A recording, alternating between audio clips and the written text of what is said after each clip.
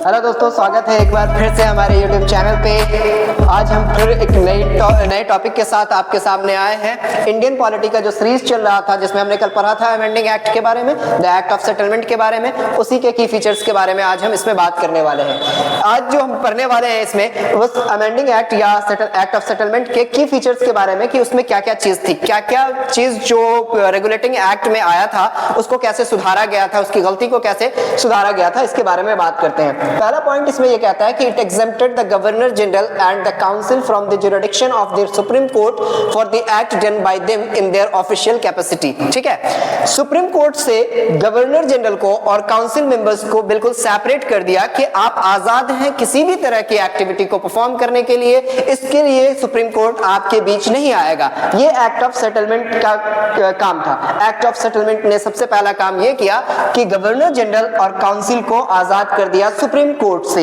दूसरे पॉइंट पे अगर हम इसके बारे में बात करें तो it excluded the revenue matters and the matters arising in the collection of the revenue from the jurisdiction of the supreme court.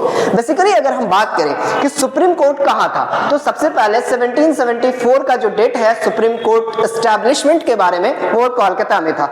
Supreme court पहली बार कोलकाता में डाला गया। ठीक है, लेकिन इसमें क्या कहता है कि it excluded the revenue matters, और कोई भी मैटर्स अगर रेवेन्यू कलेक्शन को लेकर के राइज होता है तो सुप्रीम कोर्ट उस पर कोई एक्शन नहीं लेगा। सिर्फ और सिर्फ इस चीज को लेकर के गवर्नर जनरल बात करेंगे या काउंसिल मेंबर बात करेंगे, जो उनकी टीम थी काउंसिल मेंबर की।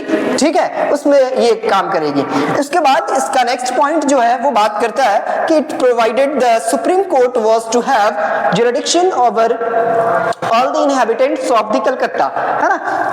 सुप्रीम कोर्ट के पास जो बेसिकली पावर था वो ये था कि जितने इनहैबिटेंट्स हैं कोलकाता में, उसका जो ये है पावर है या फिर उसका रूल और रेगुलेशन है, इसके बारे में बात करें, उसके सेटलमेंट के बारे में बात करें, उसके जुरिडिक्शन के बारे में बात करें, तो वो सारी चीजें इनहैबिटेंट्स के बारे में सुप्रीम कोर्ट के पास पावर था। सिर्फ उसी के पास पावर था। इसमें गवर्नर जनरल और काउंसिल को आजाद कर दिया था सुप्रीम कोर्ट से। कौन सा एक्ट में आजाद किया था?